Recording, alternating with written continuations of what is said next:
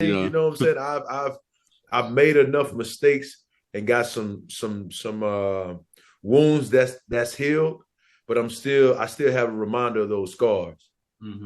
So I pay attention to those scars and know, like, hey, well, don't go do that again and don't go do that. So I know, like, when it's like, all right, bro, it's time to come back home, man. It's time to reel it back in. Just reel it back in. Yeah.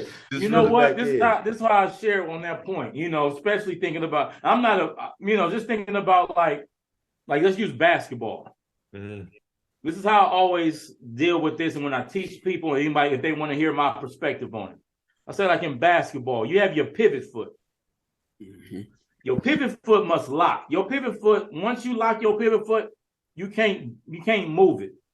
I don't care what the reason is. I don't care if somebody pushed you, If you move your pivot foot, it's a violation under all circumstances. That other foot, you got some wiggle room. You can move with this, you can move with that. But if that other foot goes too far out where it causes you to move your pivot foot, then you violated. Time to reel it back in. Okay, reel it back. You done violated. You know what I'm saying? So that's how I look at life. Like, okay, I got some wiggle room, and sometimes if my wiggle room causes me to move my pivot foot, or if it's pulling at my pivot foot, it's time to reel it back in, because there's certain things there's certain non-negotiables in my life when I'm talking about integrity. You know what I'm saying? Yeah. And if it's tugging at my non-negotiable, all right, Kate, bring it back in. You know. Welcome to the Eat Cypher. Flow harder than the hands on Peter Piper. And now we would like to introduce you to your rivals. It's like Ali and Tyson. The hook miss with the liking. Show nothing, Mr. Bison, Maximus and Leonidas. You were in the booth with Titans, goons, goblins, and Vikings. It ain't really nothing like us. I'm thankful to be here. Man, K, man, I think a lot of times, man, we just try to confuse things and make things very complex. And it's really, really simple when it comes to dealing with people, man, because we all got the heart.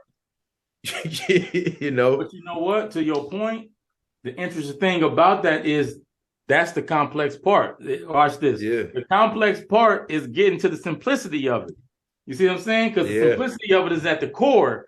But it's a challenge to get to the core to find out what's the core matter of what we're dealing with, because everything else is a distraction. You know what I'm saying? So when like minds can decipher and get to the core of the matter, to us it's like, this is the issue. Like, what don't you get about it? But it's like, no, that's your gift. You able to get to the core and get through the complexity, because the deeper you get, the more simple it is. You know what I'm saying? Yeah. That's part of the L.I.T Code. Yeah, that's what we do. I like to tell people, if I get a brand new puzzle and it's got 1,000 pieces, right, and it's a square shaped puzzle, no picture, I don't know what to do. I don't know what's going on. I know that it's a square shape, so I know I'm gonna have 4 corners and I'm gonna have edge pieces. Right, make it simple. Don't worry about it. It's a million pieces right here. Simple as this. Let me start putting these edges together. That's right. Then let me start fitting like pieces together. And sooner or later, pictures start forming. I see a tail, I see a paw. I see another paw, I see a stripe. This a tiger. Now I just got to see where it's going. Yeah. But if you think million pieces, oh my God. It's like we say, you want to start a business tomorrow, people give you a list. You got to do this, or you Google it, and you get 2 million different things that pop up. They're gonna talk about that all the time, and you'll get overwhelmed. Like, well, now let's just do the first step. Come up with the name. You know what I'm saying? Name it. That's exactly Put it out there. See if that name's taken. If it ain't, all right, we want that. Now make your LLC out. Right? Plan it out, do your thing, and then step by step and build momentum. That's all you gotta do. So that's part of why we started the L.I.T Code and call it the L.I.T Code. Because we like to say. So tell me about it. I'm interested in hearing. So the L.I.T Code is illuminated in thought. Of course, illuminated was taken out of the English diction by some of our counterparts, but we like to still use it, right? Illuminated means to light. Yeah, and then in thought, basically, the kids like to say lit. So usually when they say you lit, that means you got the best looking car, or you got all the money, or the jewels, or the shoes, whatever. No, we came up the fly stuff. Yeah. But all that stuff is fleeting, right? and soon you'll be lost. You'll lose it sometimes, or you'll get it and figure out, it don't make me feel good either, or that ain't lighting my path either. And the only thing that can really do that is thought processes. So if you can illuminate thought first, right, and lead with that, you'll never be in the dark, right? This other shiny stuff, the shiny stuff only shines but so long. It can leave you in the dark in a lonely place. So we just like to try to break down life's complexities, make them simpler. It's funny you said it, because that's literally what we try to do. Put it in layman's terms for people, our people mostly, but for anybody, like stuff anybody can get, right? We grew up in the country in Louisiana, right? Used to go swim in a pond, and we try to catch crawfish, right? As long as you were in that pond splashing around, right, the water's cloudy. You can't see nothing. So if you get still, right, for a second, it's just like in life. We get in the middle of stuff. It's cloudy. We don't know what to do. We steady thrashing around, trying to find our way. Be still, right? And then everything start to settle. And then you can see where the crawfish are. So we break it down in simple terms like that. Simple as we can get it. We talk about perspective and a Sprite can, right? And Edgar telling me that Sprite's a lemon lime soda. I'm saying, well, it has, let me find something on here. It has ascorbic acid and citric pectin in it. He like, nah, it's lemon lime soda. Say it right there on the front.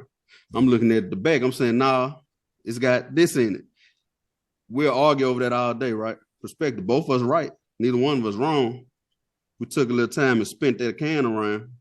Right now, I can see where he was coming from. He can see where I was coming from. Mm-hmm. Right. So we try to break stuff down in a simple form like that, to get people to lead with thought, man, instead of leading with all this other fleeting stuff that we taught to lead with. And that's how we came up with the name. And the breaking it down part is the code part. So the L.I.T Code, we actually decoding complexities and breaking it down in simpler form. So that's where it was birthed from, from conversation, basically. Just us talking like we talked the first time we talked. You know what I'm saying? Yeah. We said, man, we got to start recording this and just having conversations about life, man. That everyday people go through. You know what I'm saying? Now, the other part of that is we like to bring guys like you on, right? That have done extraordinary things, but are still ordinary people, right? Because we highlight rappers, we highlight, I'm talking about society, right? Mm-hmm. Edgar was just talking about that. He's an ex-professional athlete. So a lot of people like to highlight that about him, right? They like to just stick with that, but he's way more than that, right? And he's really more ordinary than they think. He's going through the same things they've gone through, the same adversity, the same trials and tribulations. His upbringing wasn't the best, right? You just get picked on, all this stuff that happens to everyday people, and they think that there's something wrong with them because it's happening to them. Well, nah, you got NFL players that go through stuff. You got guys that created their own curriculum, authors, they've written many books, made plenty of money that go through the same thing still, some of the same tribulations you go through. So bringing you on, right, letting them know that this guy here is cool. That's what cool is, not just the guy that's talking about running his op down with a 30 stick. That ain't really cool. This guy here and what he's doing is cool.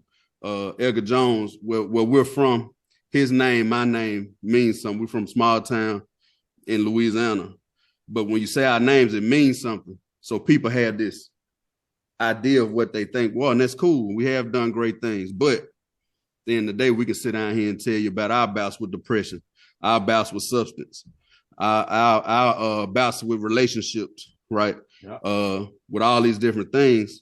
And maybe it can shed some light on them, enlighten them to see that, okay, they just like us. So I can do whatever it is they're doing and more.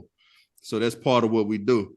With that being said, I'm in the right place then, bro. Go ahead with the intro, brother. Go ahead with the intro. I think you missed it. You said the brother was like an NFL player, but he's a fashion model because that jacket and that hairline is on point. Oh, man. What kind of boots you got on? Hey, you think that's some boy, these calf skins I got on, these boots, these cowboy boots. Bro, I see it. That's intentional. That ain't I almost put some gators on, too. Bro, not playing. I see see it. Hey, Let's Texas, man, you know what I'm saying? Texas, man, in Texas, you come strutting in the room with some boots and some jeans on, a good jean and a blue jean jacket. Yeah. And I can do some of that guy right there. Hey, man, stop that. You said in Texas, that's anywhere. That's worldwide, man. That's worldwide, man.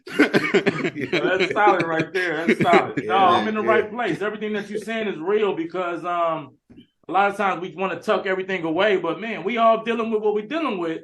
And when we bring it all to the table and, iron sharpens iron, that's how we get better. So I'm here for it. Yeah, cool, man. Let's go on for this intro, man. Let's go ahead and get I will. The sharpener and the sharpenee both changing at the same time. Anyway, we want to welcome y'all back to another episode of the L.I.T Code podcast. I am Courtney Anderson, aka Big C. It's my compadre Edgar Jones to the top. At the bottom, we have a very special guest today. It's author of 3 different books that I know of, Aligning Yourself with the Success You Desire, Beyond the Crack Generation, and Live Above the Hype, which is a life skills curriculum forwarded by none other than Dr. Michael Eric Dyson. And that's a big one. That's one of my favorite bar spitters when it comes to debating and speaking. You know what I'm saying? Really, really in touch with the hip hop culture, but how to use those bars to shift our mindsets on other things and to enlighten us about certain social injustices and other stuff that goes on that kind of makes us who we are. So K-Rahn also has his own curriculums. He works with over 15 different organizations, state to state, city to city, spreading the good word to everything from teachers to youth to psychologists, kind of bridging that gap between inner city youth and their behaviors and those people who may be teaching them or handling them that may not understand exactly why they are the way they are. And that's very important because I think with our people, a lot of people think when you see them, they say stuff like bad or hood, ratchet, whatever they want to call it. But to those kids or those people that you're talking about, they're just normal, right? That's the environment that they grow up in. If we grew up in India off the coast in a village full of fishermen, our chances of being great fishermen would be heightened. So if you grew up in the hood and your parents or one of your parents was on dope, one of them sold it, one may have been pimping the other, well, guess what, Jack? Your chances of following that same path are heightened. And that's just the way it is. It's nothing. They didn't choose it. They didn't want to do it, right? That's kind of the environment they grew up in, and that was their normal, which is very important that he teaches that because our youth are in the hands of people who will hopefully mold them. And if they don't understand them, first thing they're going to do is write them off, give up on them. And so we want to give you your kudos and your flowers on doing that. But I've told you what K-Rahn does. I'll let K-Rahn tell y'all who he is. So that's the question we like to start with, buddy. So who is K Vallatine? Who is that? Oh, wait, that's a powerful one. Okay. Brother, I'm simple when it comes to that, man. I'm a brother on divine assignment. You know what I mean? Mm-hmm. I'm on divine assignment, and I utilize my experiences, my life experiences, and any enlightenment that I get just to empower this divine assignment. And right now, my divine assignment is working with the community and empowering the community. You see what I'm saying? Like, it's not about, I'm not here to try to save nobody. I'm not here to try to fix nobody. I'm just here to help support and empower. That's what I'm here to do. So that's what K-Rahn is in a nutshell. You know, when it comes to like morality, I'm not a saint. I'm none of that. You know what I'm saying? You catch me on a Saturday, you might be disappointed. You know what I mean? But I'm still on my divine assignment, brother. You know what I'm saying? And that's just what it is, bro. You know what I mean? I got you. Hey man, that's that's very important because Egg and I are big on that. I don't judge anybody for where they are when they're there, because I was where I was at a point and I am where I am now. And I find out that some of the stuff I think is right now, later on, as I evolve, might not have been so right. You know what I'm saying? So I'm very careful about judging people when I hear certain things they do. Now, certain stuff you foul, you just foul. But, you know, especially younger people, like, well, he did this and that. Some people could say, he just ain't gonna ever. I'm like, well, you know, I've stole before. You know what I'm saying? I done been with some people I shouldn't have been with before. I done some things I shouldn't have done. And there was a point in time where I thought that was right. I was doing the best I knew how to do at the time. So that's very important that you led with that, not trying to change nobody, not trying to convert nobody. Right? I'm just trying to share this that I have that's helped me along my way. And if it helped me, hopefully it can help you. You know what I'm saying? So that's big on you too. Now, I know Edgar has a few questions for you, but I guess I'll lead by asking. Yeah. That what you just said. What led you to that, to wanting to do what you do now? What was your motivation behind that? Well, I want to give credit where credit is due. I was nurtured in it. I didn't realize it at the time. When I was a little kid, like before, like as a baby, I went to a school called Omawale Ujama, African Center School. Now I left at 6, so that's what I'm saying. I was a little kid. You know, there was a preschool and all that, and they always taught one who learns must teach, and it was always giving me communal values, right? And my mom used to always sow in communal values. You know what I'm saying? She was a Marvin Gaye fan, so she always be talking about save the babies or whatever Marvin Gaye was saying. She would always be like instilling all that type of stuff in me. So I had the Marvin in me and the Omawale in me, all of that. So it was sold in my spirit, you know, as a young age.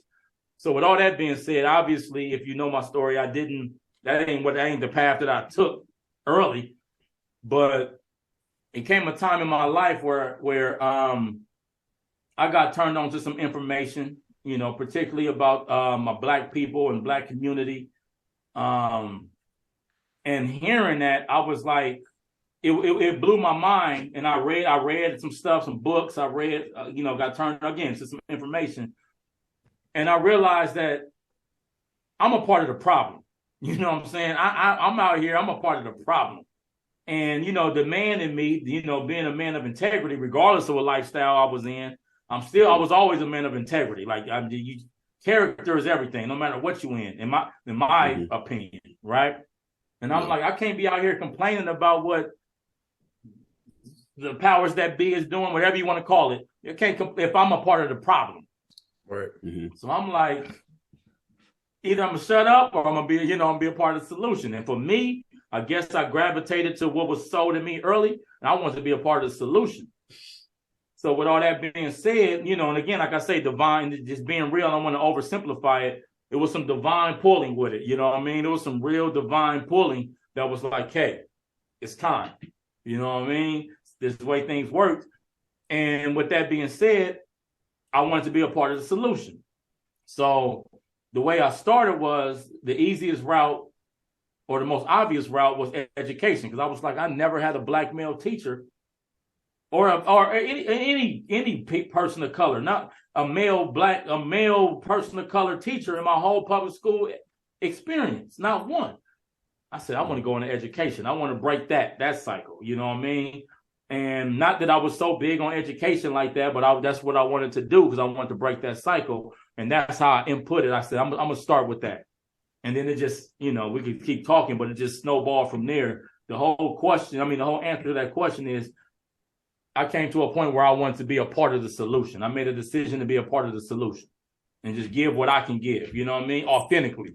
Like, I got to start how I led. I can only give you who I am. Like, you know what I mean? One thing about me, I can't fit in nobody's box. I'll tear up the box every time. Every time. But I will authentically show up and give you what I got to give to be a part of the solution. Yeah. Hey man, you just said a mouthful. Back to that box. I told Courtney this a couple of days ago. I was like, man, don't try to put me in a box. Because I scratch, I kick, and I'm going to get out. I said, don't even try to put a fence around me. I said, this is what I know about myself currently in my life now with my awareness, and just tapping into my spirit and who I am and how I should be operating.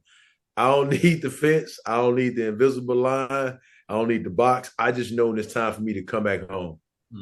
You know what I'm saying? I just know when it's time for me to come back and just get in alignment and make sure that I just know when it's time for me to come back. Let me roam out there. Let me do my thing. You know what I'm saying?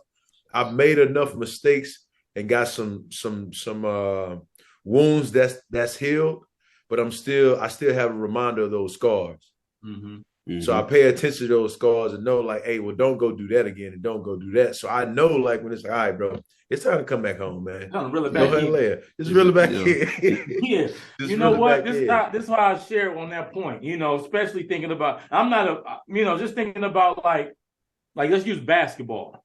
This is how I always deal with this. And when I teach people or anybody, if they want to hear my perspective on it, I say, like in basketball, you have your pivot foot. Your pivot foot must lock. Your pivot foot, once you lock your pivot foot, you can't move it. I don't care what the reason is. I don't care if, somebody pushed you, If you move your pivot foot, it's a violation under all circumstances. That other foot, you got some wiggle room. You can move with this, you can move with that. But if that other foot goes too far out where it causes you to move your pivot foot, then you know you violated. Time to reel it back in, okay? Reel it back. You done violated. You know what I'm saying? So that's how I look at life. Like, okay, I got some wiggle room, and sometimes if my wiggle room causes me to move my pivot foot, or if it's pulling at my pivot foot, it's time to reel it back in, because there's certain things there's certain non-negotiables in my life when I'm talking about integrity. You know what I'm saying? And if it's tugging at my non-negotiable, all right, Kate, bring it back in. You know what I'm saying? So things like that. That's how I live. And integrity, man, and those values. I think it's important that your actions should be carried out with values. You know, when you're doing that, that's creating a life that has a dream to it. But if my actions are not led by values, that's a nightmare. I'm just there. That's a nightmare that's happening. It's interesting, man. You talked about personality. You talked about character. And I feel like we're in a world now where personalities are being chased, right? And how they are with the people. But character is something that holds strong and it forever will last.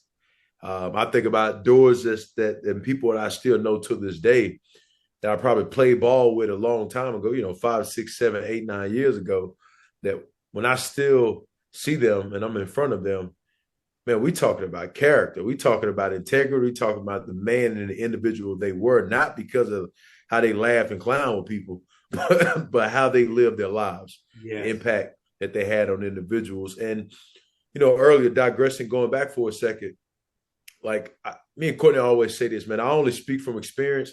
I ain't speaking from nothing I saw on Pinterest. I just speak from experience, but I'm not trying to change people. I'm just trying to get you to think about things different. Because if it's the same routine of how I'm thinking about things, I cannot expect to continue to grow and develop in life if I'm always looking at it just from one way. So challenging individuals and actually challenging myself in my personal life, me constantly trying to do that. And then in my professional life of how am I thinking about things? Let me just adjust my thinking a little bit. And if I can adjust my thinking, there's always been something positive that's came out of it, or something that's been revealing to me to say, hey, E, like you looking at this the wrong way, or you need to, hey, your pivot foot, you moving too much, bro. Like come back. So violate. Yeah. I think it's important to find a good place to plant that pivot foot though. And all your experiences are gonna lead you to that place where you can say, all right, I'm comfortable enough to pick up the ball now. I'm gonna pick up my dribble. So I'm close enough to the goal to hit them with a little fake, go up. I got my man cutting past it because that pivot foot can move. Can't move. Your other foot can. Shoulders can, arms can, hands can. You can head fake. You could remember Butter, Elgar? Butter getting that post back home and do some stuff. But finding your way to that point where you can plant that pivot foot is big. And it only happens through those experiences. You talked about the guys you used to play with, Elgar. They're only who they are now because of all that stuff. And I mean, every single bit of it, the good, the bad, and the ugly, got them to that point where they found their way down there on the block and said, hey, you know what? These are some good values for me to plant this foot on right here. They had to learn it, right? It only comes through those experiences. I'm going somewhere with this, K-Rahn. It's a story you tell. It's a pivotal moment in your life since we're talking about pivots. The two counselors in high school, right? You tell the story about one counselor, you going to her, you were living life a different type of way back then, being a young kid from where you were from, product of your environment. You walk into one room, the first one tells you, looks at your transcript, tells you, hey, you can't go to college, right? Mama been telling you your whole life, just like ours told us, hey, y'all going to college. I think that's part of being an 80s baby. Right. That dream was sold to our parents that this is the American dream. You go get that college education and ride off into the sunset like a fairy tale. And whether that was true or not, we can get into that later, but that was what we were taught we were gonna do, right? And so then you described this lady to me. Nice afro, woman of color, African pendants. And she looked at your transcript, right? You let me know, you told us about the aroma in the room when you came in, the way your eyes looked. She looked at the transcript and said, you can't go to college. Silence, right? Talked about how you go to your mama like, nah, you're gonna go talk to another one, right? You go to her, she looks at it, tells you what you're working with right now, ain't gonna cut it. But if you wanna go, this is what you need to do and these are your options. And you said, she called you kiddo, broke you down a little bit, called you something you hadn't been called before. So we know what we've been called most of our lives. It wasn't it wasn't, hey kiddo, you know what I'm saying? Most of the time it wasn't that coming from other people. So it's big, but you also said you didn't want to say the other lady's name. I think you should, because I feel like the one that told you no, so I just mentioned good, bad, and ugly, it's just as important or more important than the one that believed in you. The doubter might have been just as important, right? And I say that because there was also fuel, because defeat and the feeling of defeat is very, very important. Think about epic movies, right? Most of the time, that epic character that grows up to be whatever he is, you think about hero movies, Batman, he was getting his ass towed up when he was younger. He was a rich little wimpy kid, right? who was getting beat on. Captain America was the wimpy guy in the movie that was getting beat on. The feeling of defeat built something up in them, right? So it was fight or flight. And then only one person had to believe in him. But don't think for a second. Edgar Jones, big Edgar Jones now, 6'4", 270, cut up, big warrior. He ain't look like that when we was 9, 10 years old, right? He tells a story all the time. He had these big glasses. He was clumsy. He got picked on. He cried easy. You know what I'm saying? Mm-hmm. But that feeling made him think, well, I know one thing. As genetics start to happen to me, before that even happens, ain't nobody gonna outwork me. So if I can't shoot the ball like them right now, my mama gonna have to call me in out of the mosquitoes before I stop shooting it till I get it. So ain't nobody gonna outwork me, right? That one woman believing in you, coupled with the one that doubted or the one that wrote you off, is what fueled you on. And you even said it yourself though, really, the way you were living at the time, before you got to the K-Rahn we're looking at today, what was the person supposed to say, really? What were you giving her to work with? You see what I'm saying? Right. Grades, appearance, smell, all this said. Everything. He on the path that I'd already seen before, because she older, right? At the time, you thinking this the cool stuff to do. This is what people in my environment doing. The guys I see on the videos doing. The rappers I listen to, this is what they doing. So I'm cool. She ain't. She is square, but I'm going to take this in here because mama said I can go to college. And gave her this transcript that ain't got nothing on it that say nothing about you going to college. About college, nothing. She really told you, to me, what you needed to hear, right? Because a lot of times we hear, I can't, you can't. That does something to us on the inside to say, maybe I need to look in the mirror. So right now, it looked like I can't. Right now, my transcript does say I can't. Right. All it takes is that one person to say, okay, I seen people with worse. I seen people do more with less. here are your options. And then from there, you go on to San Diego State, is that right? Yep. San Diego State. And guess what? The other lady was still kind of right, because you said it yourself. Work ethic wasn't quite there yet. So what triggered the thought? And I know the answer, but there's something about a victim role in us, especially our people, because we taught from young ages. After you start to learn about our history, we taught that we victims, right? We were victims. We were victimized. So it's something about that victim role where they said, I can't do it, I'm going to do what I want to do. And that's thinking somebody's going to give us something that makes us weaker. What point did you get to where you said, you know what? Hey, I got to tighten up. You know what I'm saying? I have to take control of what I want to do in the future. What point was that for you? Man, that's a powerful question. So to be totally real with you, it didn't happen there. It didn't happen in high school. So when that situation happened, you know, and she put it on me. Like, look, this is you. This what I see on paper. That's who you are. You can give me any story that you want, but this is who you are. You know, based on your output. Yeah. Right. So at that point, I was defeated. Like, I mean, at the end of the day, I could point the finger. But it is what it is. The other counselor gave me some hope to be like, okay, this is what it is, and you still got opportunity to turn it around, right? So that was the hope that I needed to turn it around. But here's the key to that. Still coming in the mentality that I was in, you know, the mentality is finessing stuff. What do I need to get by? What do I need to get to the next level? Oh, okay, you give me some hope. Oh, I could finesse this. Oh, I need to go to Saturday school, summer school, whatever I need. Oh, boom, I'm in college. So I made it to college. But guess what? When I got into college, my work ethic was still the same. Exactly. Until I got a letter that said you on academic probation and you about to be sitting home. You see, again, because it was the same situation. Because I'm just trying to finesse the situation. But by then, it was a little more time with my mind, because, you know, just being real, talking about scientifically, the brain wasn't even developed yet. That frontal lobe wasn't developed, but you know what I mean? I'm still a kid.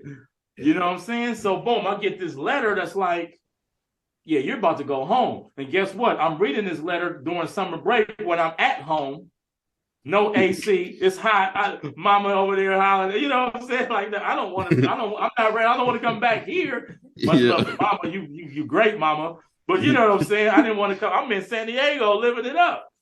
You know what I'm saying? And the whole point was, I tell you all that to say, it took me some time to realize that life ain't playing with you. You could try to play and finesse and charm your way through life if you want to, but at the end of the day, you got to look at yourself. It's only going to take you so far. Yeah, it can get you to the next, you know what I mean, to the next, but you can't hustle your way through life. You know what I'm saying? You can't finesse life. K-Rahn, stop playing. That's what it told me, you know what I mean? But that happened later. Thankfully, I was able to get into college, but then it smacked me again. You know what I'm saying? It smacked, and this time it wasn't a person to look at, to blame. You know, this was a whole institution that's saying, look, you ain't making the cut, so I don't have nobody to blame now. I can't point at nobody. So now what? Hey, it's still you. It's still you. Hey, you are part of the problem. Back to what I said, you are part of the problem. So it made me like tighten up. You've been blessed with intellect. You've been blessed with all of this. You've been blessed with personality. But what are you doing with it? Is you gonna try to play, or is you gonna buckle down? So it caused me to be a scholar. You know what I mean? It caused me to really say, K-Rahn, stop playing. You ain't got nobody to blame. And that's what happened. Like, life was smacking me in the face, like, what you gonna do? You know what I mean? Sink or swim. You know what I'm saying? You're at a point now where there's nobody to blame. You know what I'm saying? Yeah, you could talk about the past, you know what I mean? All of that, whatever. Nothing. Life don't care about none of that. So what you gonna do with it?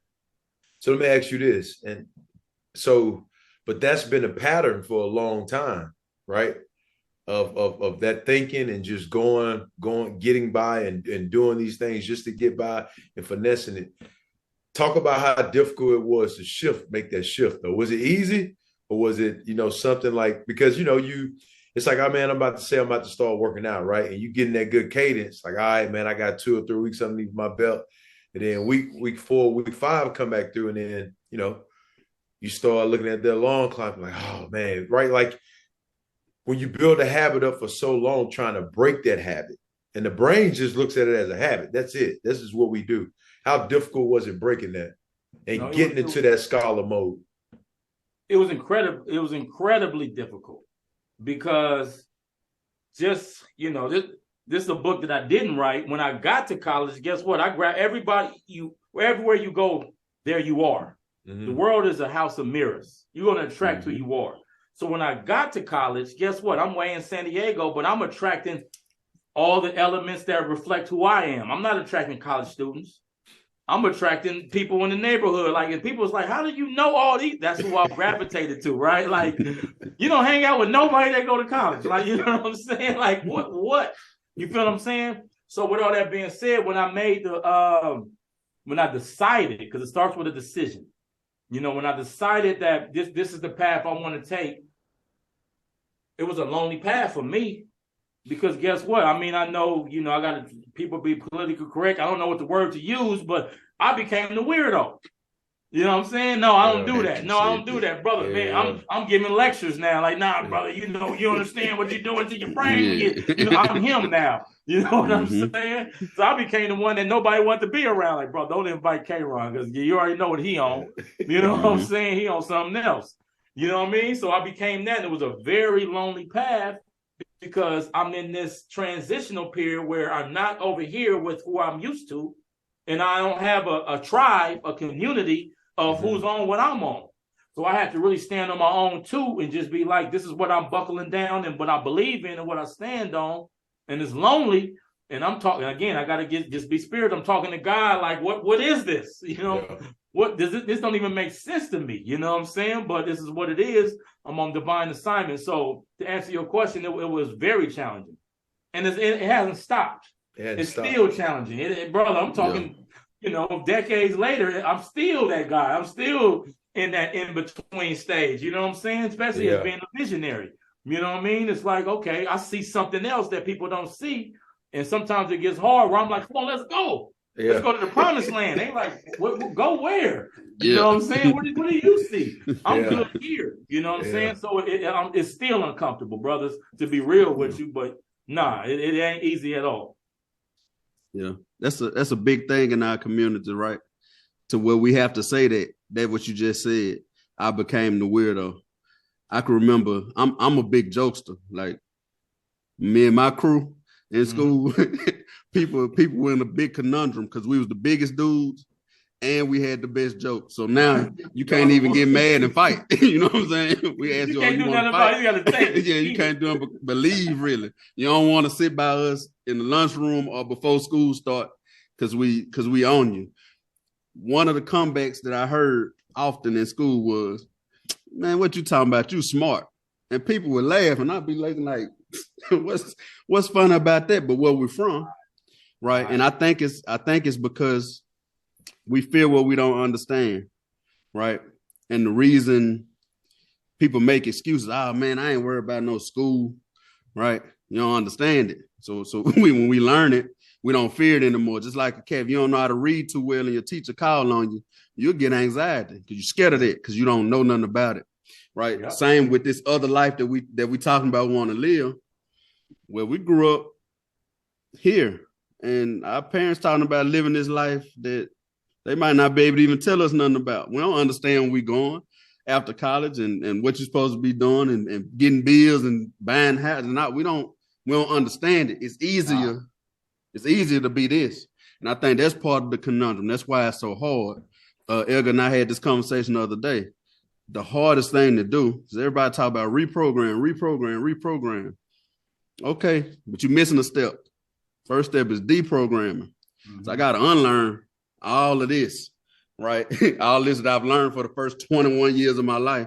I'm not just going to unlearn it in a year. I'm not just going to unlearn it in a day, right? It's other stuff that I have to learn. But the more I can understand this, the more into it I get. Now, the flip side is, the more you start to understand this, your people start to misunderstand you, and now they scared of you. Like you said, when K-Rahn gonna come around, so we don't want to, you know what I'm saying? I already know what he on. Yeah, they don't understand you no more because you're evolving into something else, and that's where the big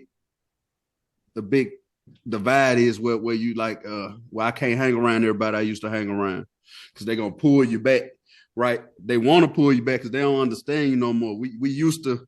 You ain't talking about the same stuff no more. You know what I'm saying? You're not. He ain't acting the same. He changed. Well, I did. Nothing really stayed the same. It's something I share in my book, Beyond the Crack Generation. This is something that it needs to be like really thought about. See, here's the challenge. Like, okay, let's talk about black people. Black is not a race. No. Black is a social status. You see what I'm saying? We don't talk about that. White is a social status. Exactly. Black and white are social status. That's really what it is. That's why you have people that come from Italy and they're Italians. People that come from Germany are Germans. People that came from Irish, they were Irish. And that's why now, I'm taking this route for a reason. That's why back in the day, they would be like, Irish was kicked out. Like you're Irish. They would kick them out because they didn't have the status of white. You see what I'm saying? Yep. And then it became a time where they said anybody, with pigmentation, we're gonna have you as white. Okay. I say all that to say, so that means the opposite is black, and black is a social status. The challenge with that is our common ground, our connecting factor is oppression. You see what I'm saying? Now, I don't know what the if you don't mind, I mean, can I?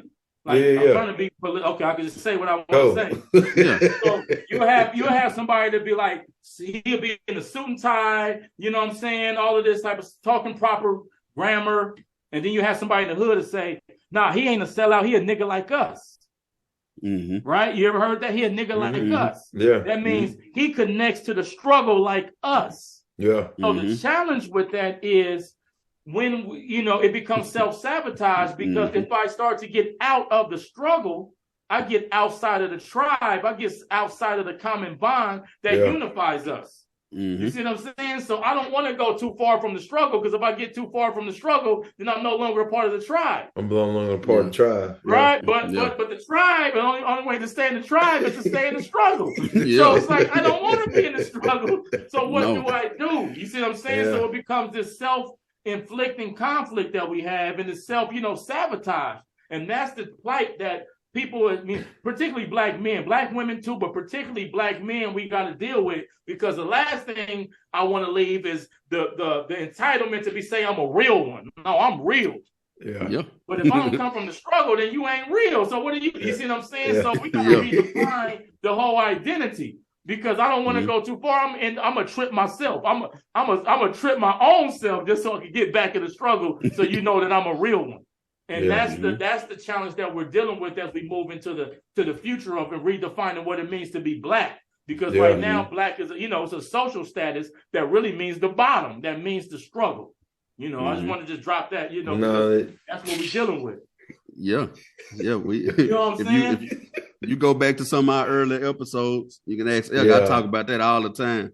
Before I ever heard about your book, I remind people that before the crack era, there was a suit and tie generation of black people who were big on education, big on being political activists, big on all this stuff, and they murdered them on national TV in front of all of us, right? And there was TV shows like that too. Yeah, there was a lot of TV shows that showed it. But then they gave us Nino Browns, and they gave us pimps. They gave us all this stuff and say, hey, man, this cool. And old boy in the hard hat over there, he'll square. This guy will take his woman. Which brings me to another interesting point. Women, since we on it, I'm gonna stop right here for a second. Y'all really set the tone of what kind of men are out here, because y'all we get primitive with it. Y'all choose who mates with who. So if you going for that type of guy, then the other guys who wishing to one day mate and procreate are looking like, oh, he wear this and do that and say that and do that. I need to be like that, because y'all going for it. You know what I'm saying? So the women kind of set the tone. It's one of the main things they did when they gave us the pimps and stuff. Square business guy coming home from work, pimp or drug dealer laid in the bed with his woman. That visually gives you something to think about. Oh, I ain't gonna be no square. I gotta be like this guy right here. This the hero. And even though they tried to show us what happened with those guys in those movies back then, you still got the thought that this is what I need to be. And now the music, an hour and 45 minutes of this greatness and 15 minutes of 15 the pain. Yeah, maybe 2 minutes of his pain right at the end. It cut off, but he still, everybody at his funeral though, there's the cars lined up the street and stuff, and everybody loved him, right? So it's making you think this is what I gotta be, and this is what's happening in the hood. Daddy might not be around because with the crack epidemic, he was a smoker or a dealer.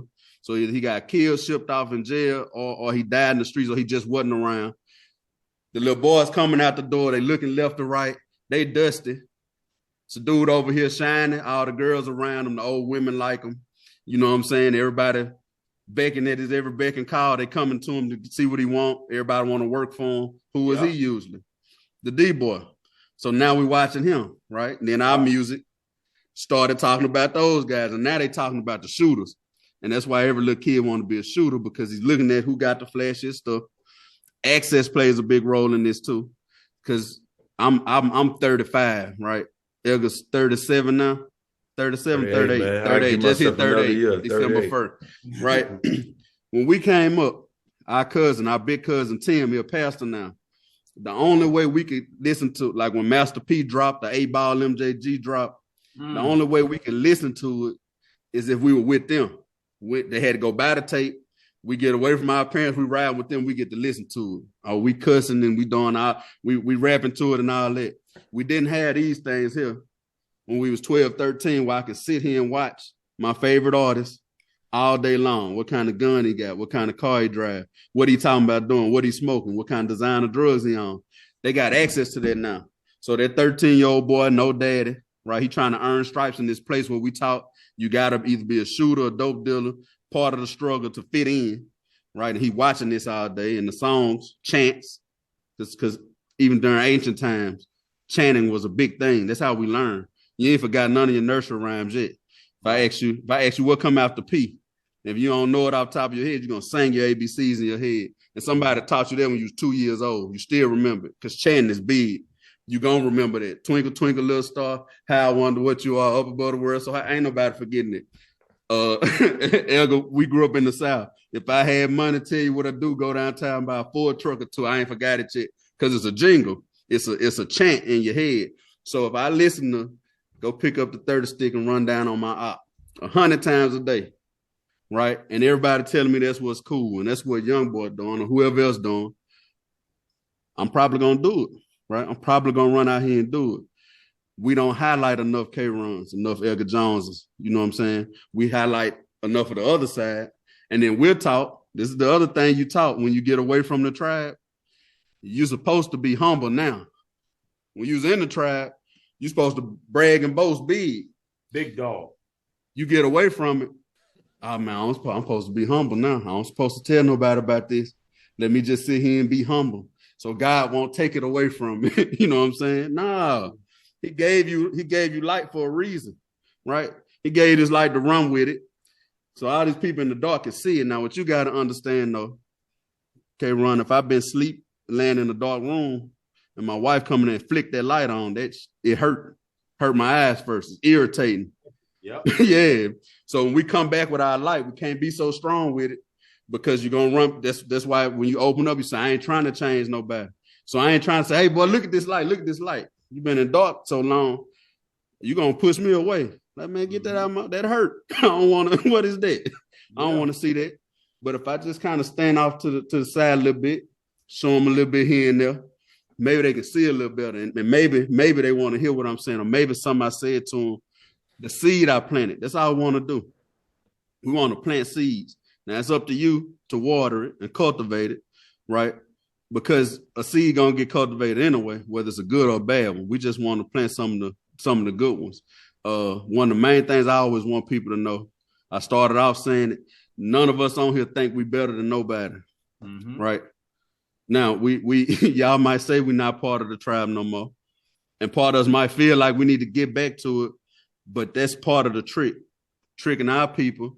They've made it our culture now. Our culture is the rap culture. murdering, designer drugs, making babies we ain't gonna take care of, hot girl summer, throat baby, all this different stuff that's out now.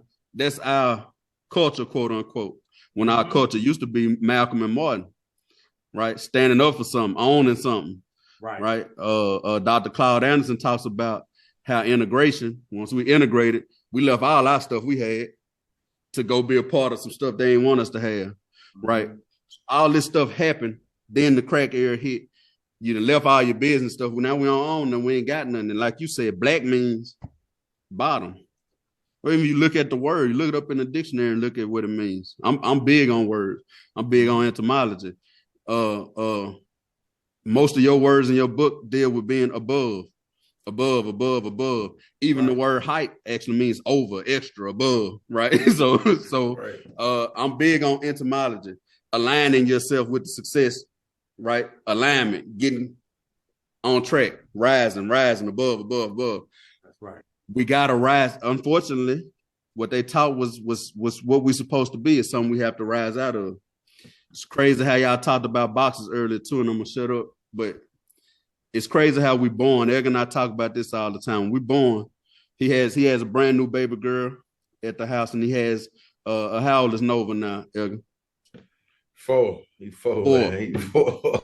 They're as close to that I'm surprised he ain't kicked this door down yet. Exactly. But they're as close to their spiritual, natural beings as possible right now. They don't want to fit in no box shit. We gonna mess them up and start telling them you're supposed to fit in the box. Society gonna start telling them you gotta fit in this box, right? And the crazy thing is you're truly free when you get like we all are, and you don't want to be in no box no more, right? I don't want to be boxed by nothing. Big change, big ways they box us. They box us with religion. They box us with social status. They box us with all this kind of stuff. This is what you're supposed to be, real, right? Everybody want to jump in that box, real. What does that mean? I remember being laughed at because I ain't never been to jail before when we was in school. But he ain't never been in no trouble. And that was a joke.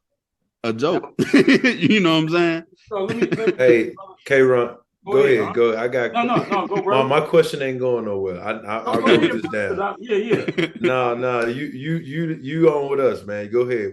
What I was gonna think, I was thinking that that's the point where this whole concept of real and this manufactured.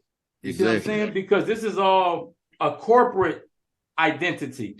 And one thing that I love how we started this conversation when I was talking about the pivot foot, what you said was that was like, man, that's a perfect add-on. You was talking about what I heard at least is moving until you get in a spot to lock your pivot foot. Don't stop your dribble until you in a place where now I can plant the pivot foot. Sometimes we plant the pivot foot too early. You know what I'm saying? Like, wait a minute. Take the time to get to know who you are, question these things. The reason why I can't nobody put me in a box, because listen, I done dribbled enough where I'm like, this is where I'm locking down. Like, I know my values now. Like, I can do that. But if I'm still questioning everything, it don't mean I've arrived, but I have gotten to a place where I'm willing to pick up my dribble and I'm ready to shoot my shot. You know what I'm saying? Yep. Now, if this shot don't work, I'm going to go get the rebound, and I'm going to reset my pivot foot. You know what I'm saying? But I'm locked right now. I'm good here. You know what I'm saying? You want to know what's crazy about that? One place they tell you don't pick your dribble up. Great Larry Wilson is in the corner. Where a lot of our people like to be at. Don't pick it up. So I got a line in one of my songs, Life Running Full Presses, so we trapping on the corners. Right? One of your songs. What you do? Oh yeah, we'll. Well, hold on. What you talking about? Yeah, we'll get to that. Okay. I'll send it to you. Yeah. Noted. I'll send it to K-Rah. He get out. Bro, I got a studio right outside, right here. Well, I'm gonna have to. K-Rah, he get out, man. He get out. I dabble with and I proudly say that he get out. That boy got way more words, man. Yes. Okay, we'll talk about that Mississippi stuff. I would love to hear it, brother. Yeah. I'm gonna send it to you. But for real, if you think about it, I like to play with words and get on analysis. If we talking about that, that's one of the worst places you could try to pivot it. It's in the corner. They gonna trap you. Sure. We call it the trap, right? Right. You will get trapped in that corner. right? Coach, we talked about Coach Wilson because Edgar played on the championship basketball team in high school. They've won 2 or 3 more since then. But the biggest thing they did was the press, right? And I played up to freshman year, and we run this just like a feeder program. You play in junior high, you run the exact same thing they run in high school. So by the time you get there, you're a pro at it, basically. We want to push that ball to the corner. They want to push us to the corner. That's where they want you at. It's the easiest place to trap you at, right? And then we call it the trap and think it's something cool about it, right? It's something cool. Gotta be careful with words. You gotta be careful with it. No, you're right. So here's the thing. 2 things on that. First of all, you're so on point. See, here's the challenge. Whoever controls the language controls your thoughts because we think in the language that we speak. So whoever controls the language is going to control your thoughts. They control the definitions. So again, this identity of aligning with struggle, of taking pride in struggle, that has been a survival mechanism, right? So now this has become a defining factor to us where anything that's negative, we have a way of trying to make it positive. Yeah, I'm in a trap. There's nothing cool about being in a trap. I don't care how you try to, but we gonna make it sound cool. Oh, you ain't been to jail? What's wrong with you? Ain't nothing cool about going to jail. Nothing cool about going to jail, but I have a way of making it cool. It's the chitlins thing. You know what I'm saying? I'm gonna eat pig guts. Chitlins is pig guts, respectfully. You know what I'm saying? I know people grow up on it. It's delicacy, but I don't care how much seasoning and how much we clean it. It's still pig guts. Pig guts. I don't care how, you feel what I'm saying? And like I say, respectfully, there's people, who love chitlins, and that's fine. But we have to acknowledge that it's pig guts. That's what it is. Colon. It's pig colon. It's past the guts. It's even worse. The bowels move, right? Like there's no way around that. And we have been great at making, the colon sound like a delicacy. You know what I'm saying? So going to jail is colon, but we make it sound like, bro, you ain't been to jail. You missing out. Bro, no, I'm not missing out. You see what I'm saying? Oh, you ain't been to poverty? What? You missing out, bro? You ain't grew up? What's wrong with you? Like, bro, ain't nothing fly about going through poverty. Ain't nothing fly about it. Kudos to you for surviving it, but ain't nothing fly about it. We making the colon fly. You know what I'm saying? So we got to start. It's worked for us up until this time because we needed that to keep our self-esteem up. You know what I mean? We needed that. But we had a time where, okay, let's reevaluate our values and our identity. We don't, I got, there's kids who grow up outside of the struggle, they got their own struggles, but it's a different struggle. It's a different struguggle. Who feel terrible because they ain't in the trap. Because they ain't in the trap. Yeah. They resent their parents. Why you had me in this neighborhood? Why you had they resent their parents? Exactly. You know what I'm saying? As where those who grew up in the trap resented their parents for why you got me in this situation. Why you got me in here? You see what I'm saying? So our identity is gravitating to struggle for whatever we're looking for the struggle. You know what I'm saying? Yeah. So if I'm in the suburbs, I'm gonna resent my parents for having me in the suburbs and not having me struggle. Why you ain't a dope fiend? You know what I'm saying? Why I can't have that story? If that is my story, why Mama, why are you a dope fiend? Why I can't be in the suburbs? So it's this catch-22 that we're dealing with where we're re-identifying our value system and our identity. And we have to separate ourselves from being defined by the struggle. Because if not, guess what? If I'm in love with the struggle, I'm going to always gravitate to it and I'm going to look for it. Even if you give me $1 million and I'm moving to suburbs, guess what? I'm going to gravitate back to the struggle because that's my identity. Yeah, my frequency putting that out. I'm going to track that. Frequency. That's the frequency I'm on. Absolutely. That's the frequency level I'm on. That's what you see frequently. That's why. Yeah. that's all it is. And I'm going to let you go. I got to say one thing, just one thing before we move on from that. I got to play devil's advocate a little bit. Because if we can do all these great things with trash, with bad, with struggle, imagine what we can do if the starting point is better. Is that good? What can we do starting with good, right? Egg and I talk about this all the time, cutting that time in half for our children. Our dream is that our point Z when we get out of here, whatever we came from and got to, right? That our point Z is point A for our kids. So if at the time I die, we earning $8 million a year, I need them to think, oh, that's normal. That's cool. That's good. Let me take good and make greater. That's the trick we have to see. We do all this great stuff with scraps. It's basically what we was given from jump, right? That's where the chitlins and all that come from. So we was fed scraps, right? And Edgar Jones, a K-Rahn Vallatine, a Courtney Adams didn't exist from scraps because all our ancestors was on it. We somehow came from all of that to this, tried to throw it all away and still rose back up from it, right? So what if we start past the struggle? What we do with that? If that's our starting point, if we started formulating from there, what could we make out of that? We make greatness out of the trap.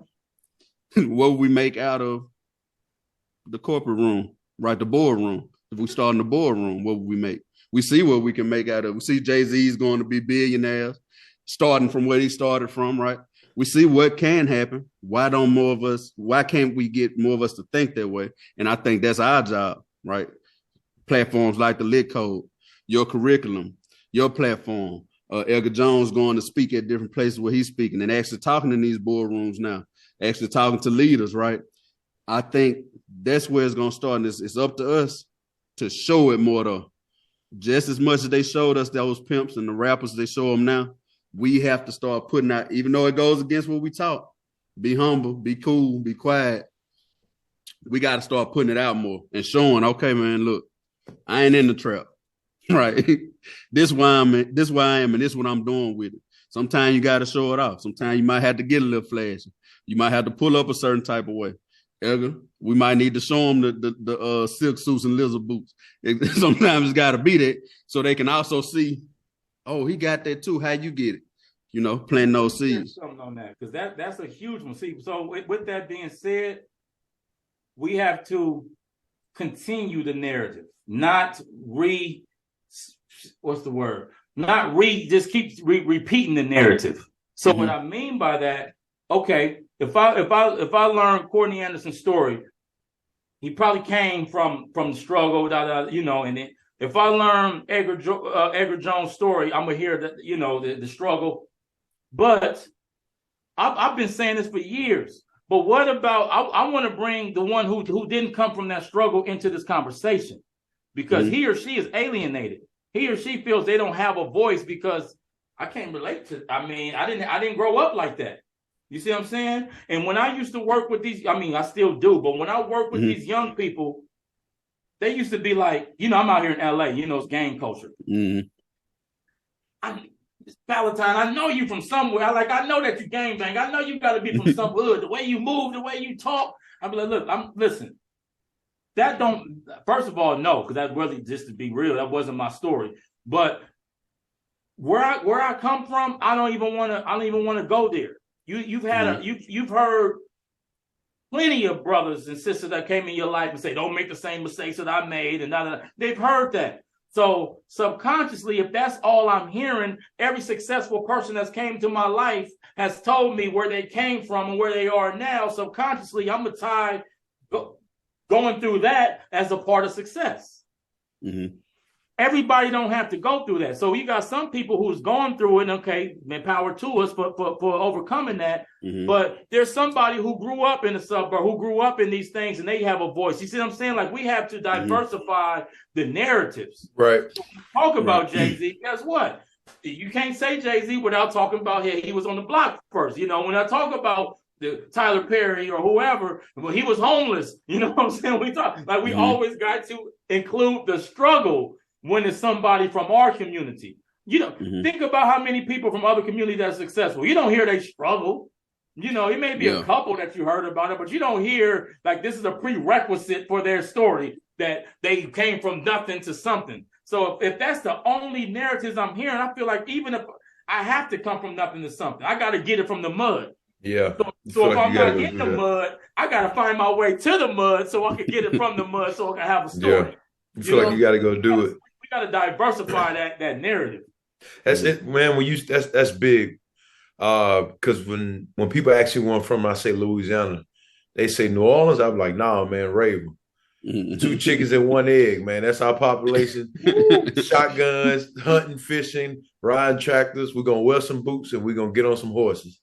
And we're going to sit down and we're going to have a good time. Like, wow. You know what I'm saying? So letting them know, like, and then people have actually done, man, you from the hood? I'm like, no, bro. We just grew up fighting all the time. But a couple hours later, I was probably still playing with you. You know, so I didn't grow up like that. And I'm not going to speak that language because, again, I can only speak from experience. Now, with that being said, I can recognize when situations about to go south. I can know, like, hey, bro, I need to move around a little bit, bro, because something in my spirit right now ain't feeling right. You know what I'm saying? So, K-Rah, man, let me ask you this question. We'll live above the hype. Yeah. When did the seed get planted, not the birth of it? So the seed got planted around 2012. I want to say about 2012. And the way Live Above the Hype came is I was working with incarcerated young men, right? And I had my son. My son at this time was about, 2012. So he about, I want to say about 7. He about 6, 7 years old. So what I was going to do is I was going to write like a memoir, like a guidebook, for him. That's what I was really doing. And I'm like, knock on wood. I'm like, I don't think I'm going nowhere. Like you know what I'm saying? So he got me. He got the source. And I started thinking about these young men. And I'm like, what about all these young men? So I end up writing. At first it was just going to be a reading book. And I was like, let me turn it into a workbook, a curriculum. So these young men can work through some situations, like think about, be introspective. And I was writing literally for these young men, the group of young men that I was personally working with.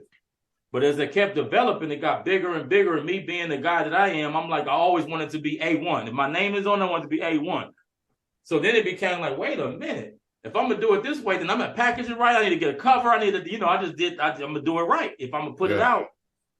And that's where the seed came from. You know what I mean? Like helping our young men live above the hype, this false identity of what we were told manhood was. You know what I mean? And then from there, that seed, it expanded. Started working with young ladies because they under a certain height. I started working with adults. You know what I mean? It just kept getting bigger and bigger because, as I kept doing this work, I realized we all are under a spell of some kind of hype. Right. We're all living up to. And then that's just how it happened. So everything happened very, very organically. So when you gave birth to it, the contractions, the pain, talk about that. Man, so with that being said, again, the key is I teach myself and anybody around me, we're not committed to perfection, but we are committed to excellence, right? So when I'm writing it, I'm like, okay, this is good enough to be out. Then it was like, nah, tighten it up. You know what I mean? So if you see it, it's glossary, it's vocab, like just take it to the next level. So it was always a fight within myself of, is this good enough for the people? Because a lot of times we just kind of, I can't say what I've seen is people just kind of throw stuff out there like, it's good enough. You know what I mean? Like, nah, tighten that up. You know what I mean? The same way you will present to another community, give your own people the same level of even better. Yeah. Better. So it was painful because I'm battling with myself like, this is good enough. But it's like, nah, okay, your spirit is telling you this is not at the level of excellence. You know what I mean? So it was always that thing. And then once it comes out, it's the battle of trying to, convince. And I'm not a person to convince. I know, you know what I'm saying? I'm not about to sit there. I know I hate to use this analogy, but good dope sells itself. Like I'm not about to sit here and be trying to convince you, you know what I mean? So it's like one of the things where it was a challenge where I'm convincing my own people or not even my own people. I'm convincing people who are in a position over my people that this is good enough. You know what I'm saying? And that was a challenge. So, and it's still a challenge. It's still Yeah. I'm in I've been talking to a guy out in Cali actually, who's published a few books. So I'm in the process of trying to birth my own. So I understand that. I understand that wholeheartedly. And then just as you do music too. It's yours, so it's part of you. It doesn't get any more transparent than that when you write something and you birthed it from your own mind and you about to give it to everybody else. You know what I'm saying? So I understand that too, that part of it too. But the important thing is that you did put it out, right? I also understand the not trying to convince nobody thing. I tell all the people who read the stuff I put out all the time, and man, cook what you like to eat, and hopefully somebody smell and want to eat it too. But I ain't putting no sign out like, y'all please come eat this I'm cooking today. Nah, you know what? I think I want a burger. I want to grill a steak today. And I'm gonna put it on the grill. Now you smell the smoke, right? And you come up the street, hey man, you grill a steak? Hey man, yeah, come get you one. But I ain't finna beg. Hey man, please come taste this steak I'm cooking. You know what I'm saying? But if it's on divine assignment, right, our job is to put it out there. I also understand the struggle of an ambitious person, and some of us try to be perfectionists. So we can't overdo it, because the guy I was talking to was like, hey man, I need you to write about 100 more pages. I wrote this book almost 2 years ago, right? Me going back to it, some of my thought processes have evolved. But in my mind, if I change it now, it was given to me by the universe at a time where I was at. That's right. It's somebody else, whoever I wrote when I wrote that, it's somebody else that's at where I was then. If I change it and add to it, I might miss them, because just because my thought process has evolved from there, I still needed to start where I was. You see what I'm saying? So I don't want to change it. No, that's that. Yeah, that's gonna be that assignment. You got that. Write another one. I'm gonna write another one. You know what I'm saying? Because I don't wanna mess that up. Right. That's big. You said. I'm happy you said it, because we all have God energy. If we believe we made in the image of God, I like to say we're all our own separate entities, our own separate planets, our own separate worlds. If I close my eyes right now, your room won't go dark. Right. You only see the world how you see it. You know what I'm saying? So we have to understand that we have stuff that's given us from the universe that's God energy. Right. And when we understand that and we're aware of it and we start to put it out, nothing can stop it. I don't have to, you ain't gonna have to convince nobody. So they'll get it. It's spread like wildfire. The trick is not thinking that it ain't gonna happen. Right. Because when I researched K-Rah, I saw videos on YouTube from 8 years ago. You know what I'm saying? That only had 2 or 3 views. That didn't stop you though, right? Those 2 or 3 people. When I put out a post called Breakfast every morning, if only 6 people like it, I hit my mark. I don't know the mark, you know what I'm saying? But them 6, those people who love it and comment on it, thank you for the day, or that one person, you know what I'm saying? I did what I was supposed to do, because it ain't coming. I wake up in the morning, it's there on my mind. Boom, let me put it out. It ain't coming from me. It's coming from a bigger source. And when I put it out there, whoever it's for gonna get it. Right. So we don't say this enough to people. I'm proud of you. And we don't even know each other like that, but I am, because it takes a lot of courage to lead a tribe. It takes a lot of courage to put out your thoughts to the public. It takes a lot. You know what I'm saying? It's a lot of people sitting around thinking stuff and don't say it. Right? Might be the most profound stuff ever. You know what I'm saying? I've gotten game from everybody from crackheads to preachers. I sit there and talk to, drug addicts to preachers, right? I sit there and talk to an addict because he can help me figure out how not to get where he at. He got some good game. Those people, a lot of those people that got caught up in that time were the it people in the community before that happened. Before they failed. A lot of them were. You know what I'm saying? And they can give you some good stuff, some good knowledge. You just got to be able to take it, because that's also their God energy, right? I believe every little thing that happens, right? It's we from the country, right? You see a lot of roadkill. Elga tell you raccoons on the side of the road, deer.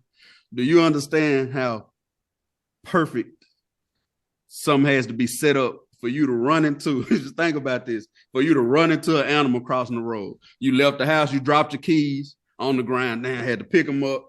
I left my hat in the house. Let me run back in here. Ran back to your car. Got in the car. Car ran out in front of me. I had to stop and hit on brakes here for y'all to meet up at the perfect time for that to hit. Right. A lot of everything is happening for a reason. Every person you come across, every entity you cross, everything you put out, everything you take in. So it's another big thing. We'll be here for hours if we start talking about that. The stuff you take in, right? That's important because your body gonna process it, mind gonna process it, and it's gonna come back out.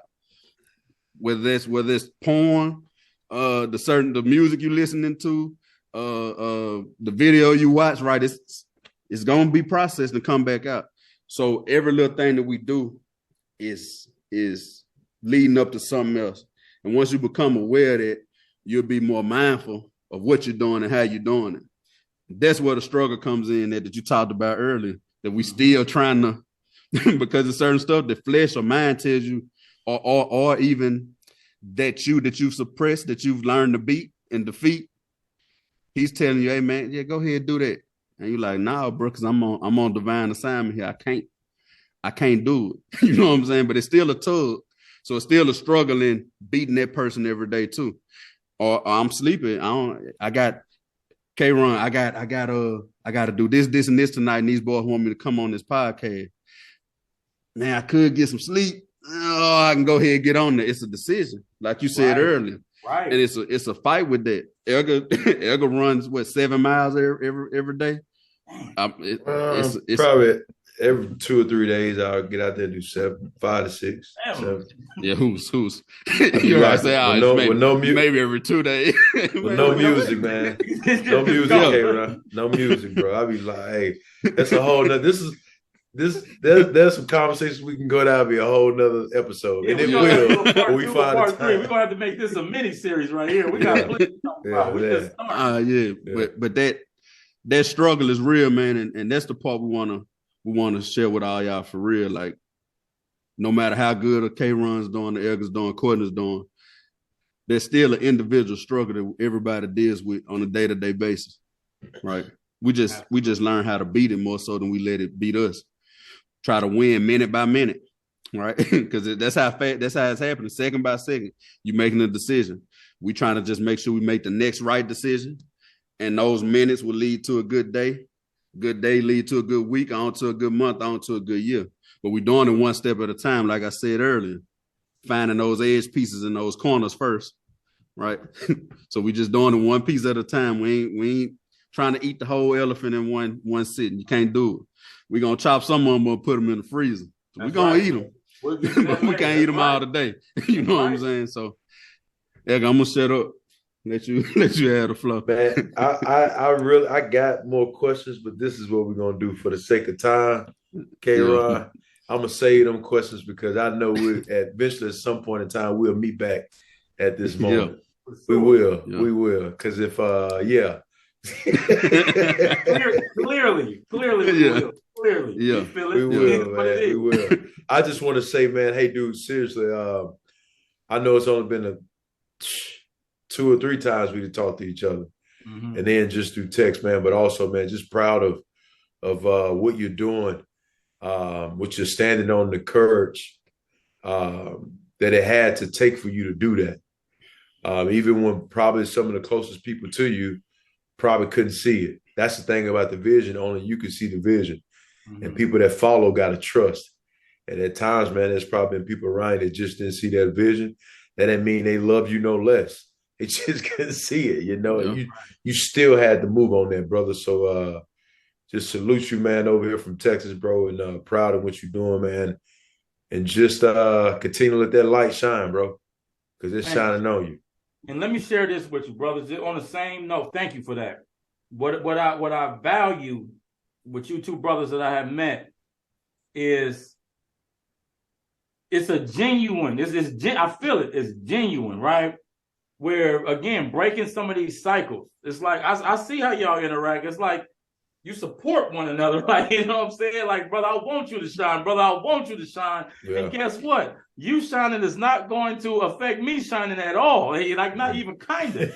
You know what I'm saying? Like, we can. You feel what I mean? Yeah. And I love this because that's the energy that I move in. You know what I'm saying? I say anywhere I go, really, I'm just trying to be a supplement. I just want to empower. Then I could fade to black and get on and keep doing what I'm doing. Because I don't plan on I'm gonna keep moving. You know what I'm saying? Yeah. So I want to empower you. You know what I mean? Yeah. And I just salute that, brothers, because you know, that's what we need. As we talk about redefining our culture and the narratives, I see this platform of what it is and what it feels like. And I salute y'all, brothers, from the bottom of my heart, brother. Thank you. You know what I mean? Yeah, we appreciate you, man. Hey, before we jump off, K-Rahn, for the people that's listening, that's tuning in or that will listen, how can they get more about what you do? How can they support you? Could you tell us how, where can they find you at? Yeah, I'm getting better at social media. So I'm on social media. Instagram is @liveaboveit. You know, we always trying to live above it. So @liveaboveit. You can also go if you want to, for those who are like really into like the institutions and things of that nature, really want to work with me, InnerSunConsulting.com. You know what I'm saying? And go to my website and really check out for those who's really trying to do this, about doing this work. Yeah. And that's the best way to get with me. Like I say, Instagram, Live Above It. Or go to my website and, let's get to it. Hey, I'm all about this work. Hey, I see how that struggle when you start talking about social media. Courtney know the same thing. I disappear for 6 months. Yeah. I don't even be thinking about it. I'm over that. I'm like, hey man, we gotta put out content, bro. Man, I ain't logged on in 3 months. I'm like, nah, you gotta bring somebody in for that. That's what we're working on. Hey, that's what we talked to. Me and Kimmy had a conversation yesterday. Me and Courtney talked about this.